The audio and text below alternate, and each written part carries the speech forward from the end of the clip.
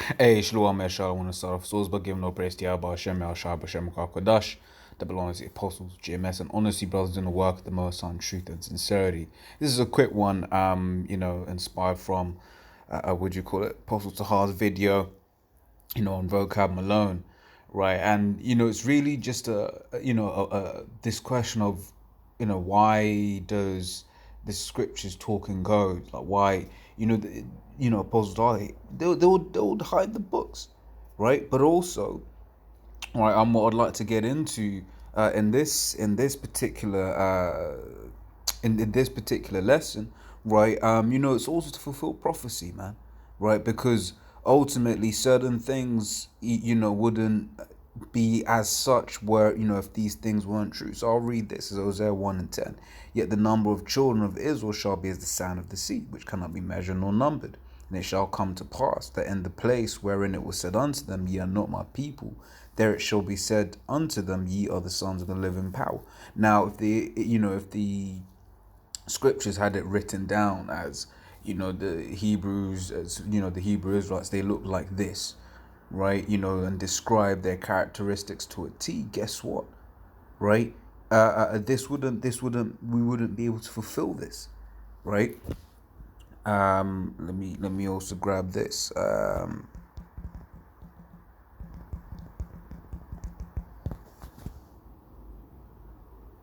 This is Luke 18:8. It says, I tell you that he will avenge them speedily. Nevertheless, the Son of Man cometh. Shall he find faith? Shall he find faith on earth? Right? So what's being asked there is, is there going to be faith? Right? Because that's what Scripture says is important to please the Most High. It says Hebrews 11:6, which says, but without faith it is impossible to please him, right? So without faith it is impossible to please Yahweh Hashem Shai, right? Because you know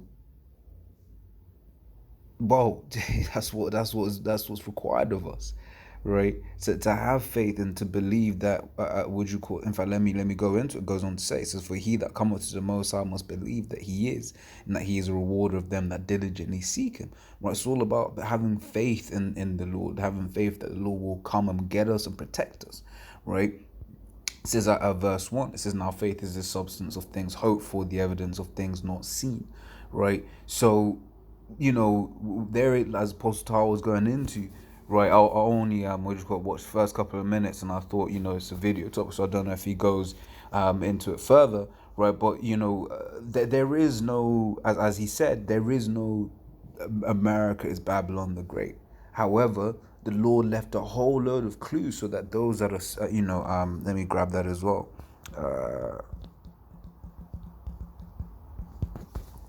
This is 1 Corinthians 2:14, right? It says, but the natural man receiveth not the things of the spirit, for they are foolishness unto him, right? So when we break, so obviously, because the apostles actually dealt with this guy, right? When the apostles broke it down to him, right? But what the apostles were breaking down to him was foolishness unto him, right? That's why he done a Street Fighter-esque video, as if to mock, in mockery, man, right? Says, neither can he know them. So this is the thing, he can't know them, right? Why? Because they're spiritually discerned, right? And to echo the statement that the apostles say, right? Until he proves otherwise, right? You're a heathen, right? Therefore, you can't get this anyway, right? Let me grab this. So I'm just some thoughts as I'm running through, trying to make a quick little video here. This is Ezekiel, right, 36 and 21, right.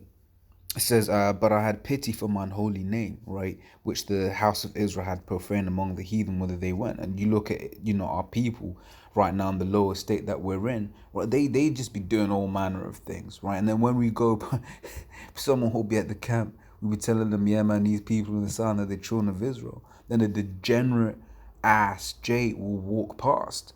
And then we're like, well, yeah, him too. Right, you read the 37th chapter, speaks about the dry bones, right? A majority of Jake are the dry bones spoken of. That's what it says in Proverbs 21:16. They that walk, they that walk, not in understanding shall remain in the congregation of the dead, right? So basically, they that aren't in this truth, they're dead, man, right? So it goes on to say, therefore say unto the house of Israel, thus saith Yahweh power, I do not this for your sakes, O house of Israel, but for mine holy name's sake, which ye have profaned among the heathen, whither ye went. Right, I will sanctify my great name, which was profaned among the heathen, which ye have profaned in the midst of them. The heathen shall know that I am Yahweh, saith the Lord power, and I shall be sanctified in you before their eyes. Right? Now, why am I bringing this out?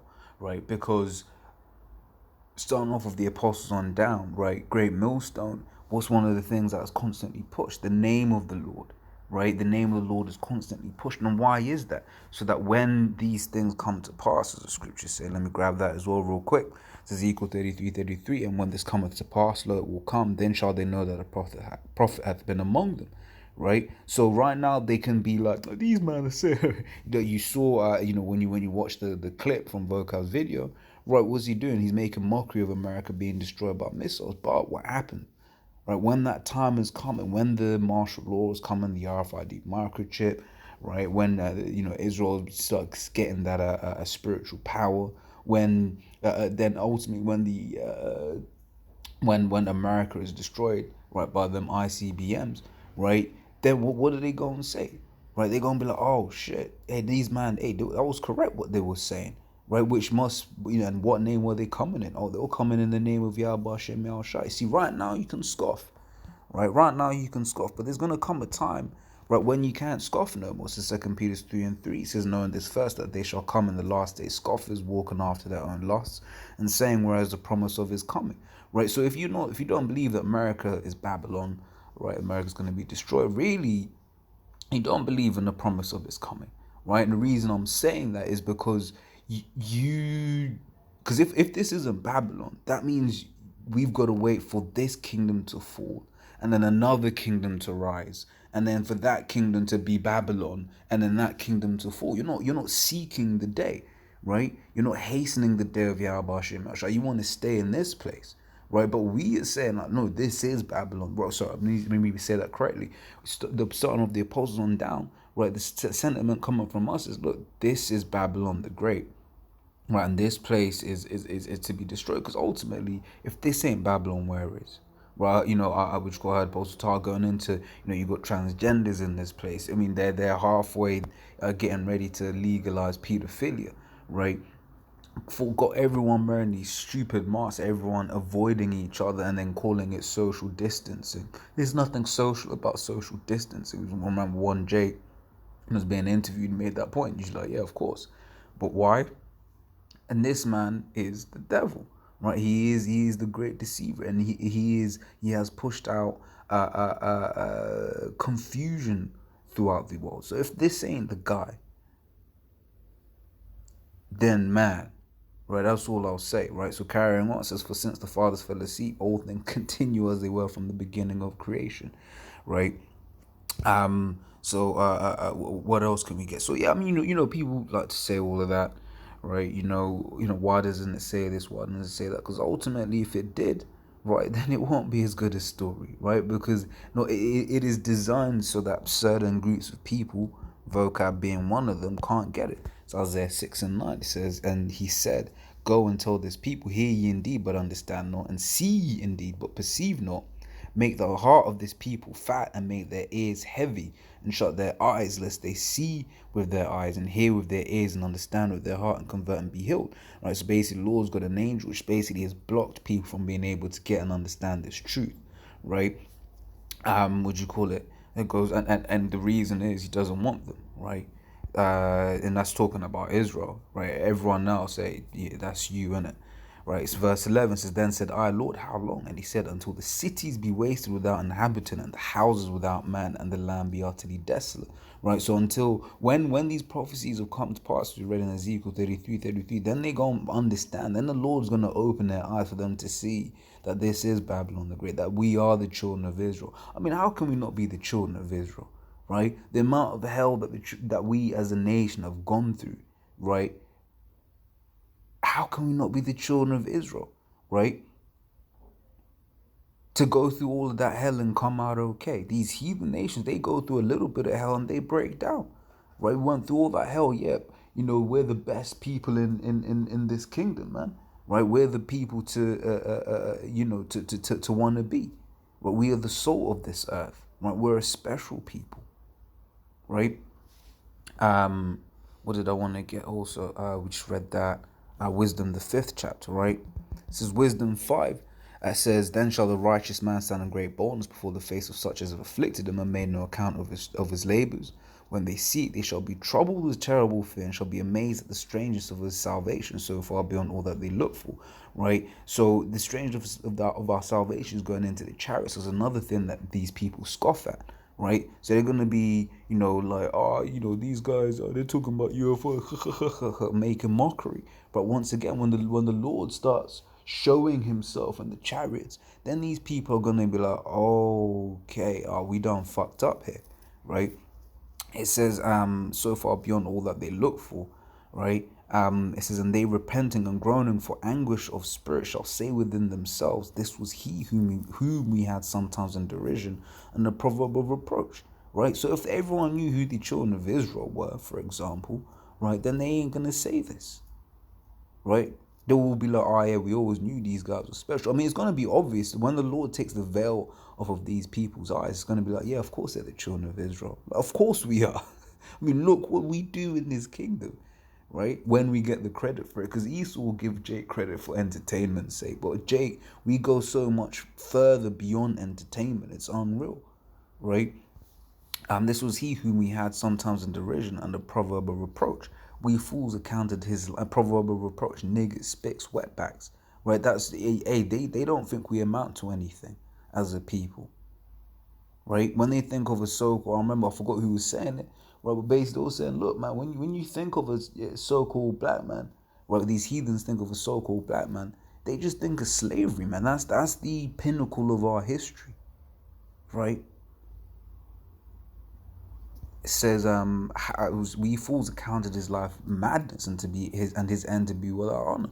So once again, if the scriptures weren't written in code, if these things were written plain and for everyone to just be able to read and see, then these things wouldn't be able to come to pass. It wouldn't be as interesting a story, right? But the Lord has left so many clues throughout the scriptures so that we'd be able to find out who the children of Israel are in the last days. Right, so we're going to grab two more precepts. This is Deuteronomy 28:48. Therefore thou shalt serve. That's not the one I want, is it?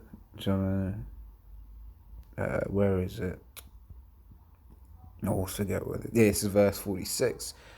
Says, and let me start from 45. "Moreover, all these curses shall come upon thee and shall pursue thee and overtake thee till thou be destroyed." Right. So the curses were left as a sign for us, right, to destroy us, right? Which is why we want a new kingdom where these curses are on our enemies instead. Right? It's because thou hast hearkened not unto the voice of the Lord Yahweh thy power to keep his commandments and his statutes which he commanded thee, and they shall be upon thee for a sign and for a wonder, and upon thy seed forever. Right, so the sign, right? Literally, you go to a shop. How do you know Argos is Argos? Because it says Argos on top, right? So how do you know the children of Israel, the children of Israel? Because they got the curses chasing them, right? They got the curse. Like you play like football, FIFA, or NBA 2K or whatever it's called, and then the current player, your player, has a little triangle on top of him. Well, Israel we got the curses on top of us, man, saying these are the cursed people, right? That's why no matter what it is, what we do, one way or another, these curses will come up against us and find us, man. Right? I wanted to get another one, but I've forgotten what it was. Completely forgotten what it was. Hey, but yeah, I believe the point's been made. Right? We don't know. We don't know. The scriptures aren't written. The scriptures are written in. That was the one. Thought about the Shemel Shai. This is Amos 3:7, right? It says, "Surely the Lord power will do nothing, but he revealeth his secret to his servants, the prophets." Right. So these secrets, because they are secrets, they ain't supposed to be for everyone. We read that in Isaiah 6:9. Right. It ain't supposed to be for everyone to see. Right. These things were hidden. Right. And then what the Lord did is he supped, as was promised, he supped with great men before us, right? Reveal these secrets unto them, right? So that they can then come to us and be like, yo, You the children of Israel. And then we'd be like, yeah. And then we had to believe that is a requirement. The requirement is for us to have faith in that we're the children of Israel, that this is the right doctrine, right? Because when it comes down to it, right, when it comes down to it, the when it comes to the mark of the beast, that's going to be the question. Are you going to say, actually, I trust the Most High? Or are you going to say, no, actually, I trust Esau? Now, the hopeful elect, we go and trust the Most High. Or rather, the elect go and trust the Most High. Lord, will we be of that number? Let me say it that way. The elect will trust Yahweh Hashem Shai. Right, in the way, that's why the Lord gave the example, or rather the comparison, right, referred to Israel as a woman, so that we can envisage these things in comparison with our woman. I don't know if you ever told your woman to do something and then she didn't do it, and you ask her, why didn't you do it? And ultimately it's because she didn't have faith that what you said was right. And what does that do? That pisses you the fuck off, right? Especially in these times to come. You tell your woman, yo, honey, don't take the chip, right? Or don't take this vaccine. And when they do, you just go and be like, look, I told you not to do that. But why? They believe in someone else, not you. So what you, and obviously not saying that we're gods or anything, right? But obviously we're telling them what we have learned. But they're believing and trusting in someone else. What's that going to do? That's going to piss you off. And that feeling is the same with the Most High. If you don't have faith that he's going to protect you, and he said he's going to protect you, you're going to be pissed off. Right, that's why the scripture said what it said in Hebrews 11:6. So as always, Lord's, that was edifying. Till next time, Shalom.